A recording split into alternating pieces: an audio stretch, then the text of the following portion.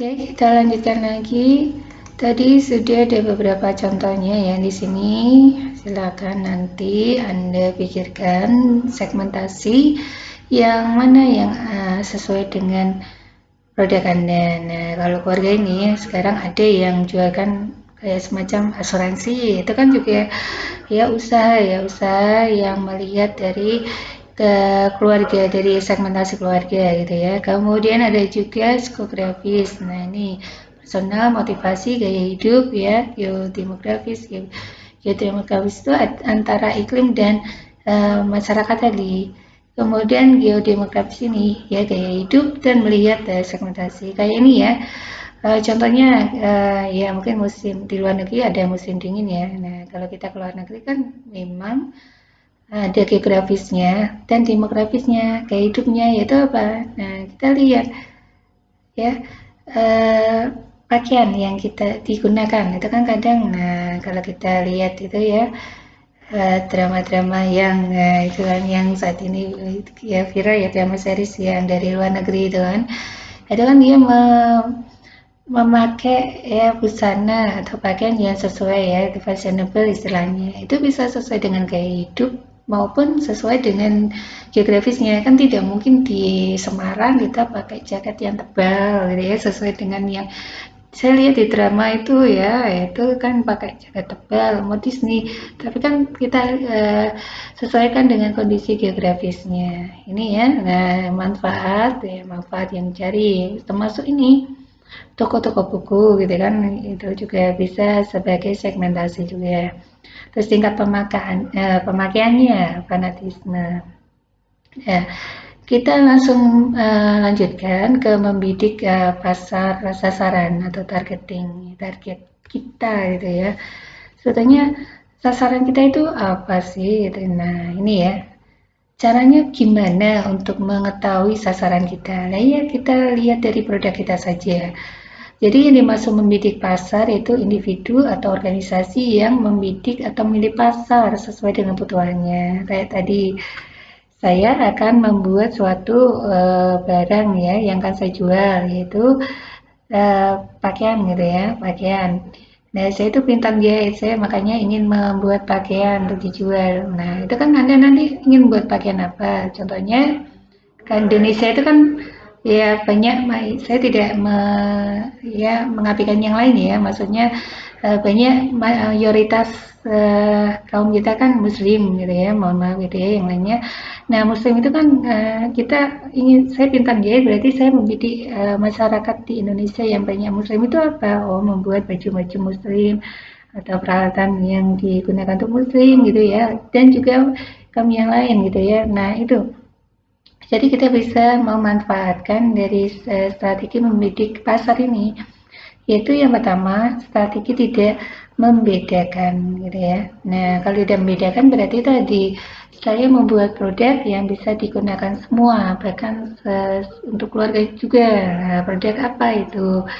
Nah, ya bisa dimanfaatkan. Contohnya juga ini ya, dengan aplikasi-aplikasi itu juga bisa ya digunakan untuk secara umum kayak seperti ini. Ini kan tidak membedakan juga ya, kita bisa video conference ya, bisa menggunakan aplikasi inform, video TikTok, apa itu juga termasuk produk ya, itu laris manis saat kita menggunakan saat-saat pandemi ini ya, dan diupload. Nah, kemudian ada juga strategi untuk satu segmen saja ya, maksudnya apa?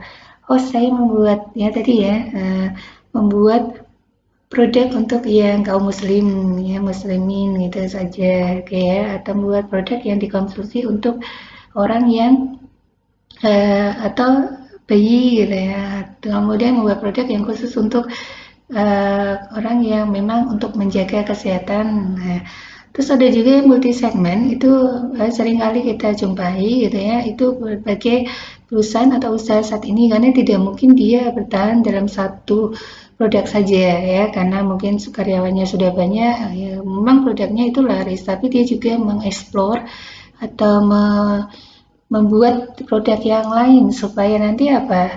Supaya masyarakat ada pilihannya dan juga nanti tetap mempertahankan dari usahanya juga. Jangan sampai kayak tadi membuat produk yang harganya mahal, hanya satu macam itu saja dan orang jarang beli. Nah, itu juga yang harus dipikirkan. Kemudian untuk strategi membidik pasar, nah bisa kita lihat sini ya. Contoh-contohnya itu silakan nanti mana yang ingin Anda pilih. Tapi kalau Anda tugasnya kan satu produk saja ya. Nah, sasarannya mungkin ini ya, produknya satu, tapi sasarannya mungkin nanti diperhatikan ya. Apakah sasarannya itu kalangan teman Anda sendiri, maksudnya usia-usia mahasiswa remaja, atau bisa dikonsumsi sampai orang tua ya, sampai saya juga bisa konsumsi karena sudah orang tua juga ya, usia tuh orang tua atau konsumsi lansia. Nah, itu juga harus diperhatikan. Tapi kalau multi segmen di sini ya tidak hanya produknya dikonsumsi, tapi juga Anda bisa membuat berbagai produk juga selain segmen-segmen dalam artian orang-orangnya yang membeli ya. Tapi untuk Anda ini ya, Anda hanya membuat satu usaha saja gitu ya. Oke. Nah, kemudian selanjutnya memposisikan produk kita atau ya positioning. Nah, bagaimana kita memposisikan produk kita?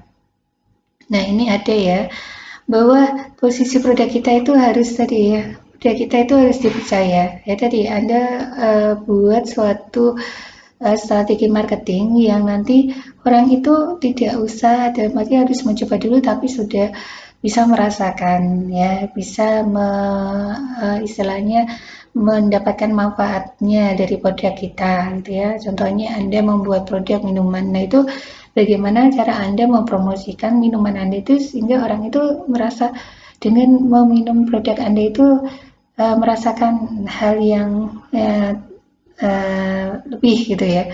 Terus rasanya juga bisa digambarkan secara pikiran dulu gitu ya sebelum harus mencoba. Ternyata kan kadang gini ya, kita membeli online, nah itu mungkin yang sering kali kita jumpai kelemahannya, kita membeli online kadang kok warnanya berbeda. Nah, itu kan mungkin karena iya kita foto warnanya beda itu, tapi jangan sampai warnanya itu berbeda, beda dalam artian beda total ya, berbeda hanya merahnya itu merah yang kalau di foto mungkin merahnya kurang kurang merah gitu ya. Tapi kan produk yang kita beli yang kita inginkan sesuai warnanya merah gitu kan. Nah, di sini nanti kita akan melihat bahwa ada beberapa perusahaan itu nanti mempunyai slogan gitu ya. Nah, ini yang dulu Speed You Can Trust itu dari Speedy itu ya. Speedy itu semacam provider untuk penyedia internet. Terus dulu itu ada produk handphone namanya Nokia. Oh, dulu terkenal ya. Nah, ini bisa kita ambil dari pengalaman pembelajaran. Dulu itu Nokia itu produk handphone yang terkenal ya, terkenal. Sebelum berbasis Android itu ya Nokia. Bahkan saya punya setelah berbasis Android itu masih punya produk Nokia, tapi karena ini ya, tidak mengikuti pangsa pasar dalam artian, oke lah, Nokia ini produk yang tertentu dalam artian dia bagus gitu ya, tapi dia harus juga mengikuti perkembangan pasar ini, yaitu apa? Adanya basis Android. Nah, basis Android itu kan mudah gitu ya, bahkan HP. Nah, ini banyak bermunculan handphone-handphone yang baru yang belum terkenal tapi murah tapi bisa digunakan basis Android. Nah, itu sehingga Nokia kalah saingan ya, kolaps ini. Jarang sekali kita mendapatkan ya produk Nokia saat ini. Karena memang karena dia bertahan pada ya basisnya basis dulu itu basis Office gitu ya kalau tidak salah menggunakan Office kemudian handphonenya itu. Tapi karena sekarang kita butuhnya basis Android yang bebas bisa ya akses kemana-mana web atau ya bisa menggunakan juga dengan aplikasi Office kita. Nah, itu kalah saingan. Banyak beberapa dulu ya perusahaan handphone, pembuat handphone itu kalah bersaing gitu ya, karena bersaingnya itu bukan berarti produknya jelek, tidak, karena tadi manfaatnya itu ya, manfaat yang diinginkan pasar atau masyarakat itu belum bisa disediakan oleh perusahaan tersebut atau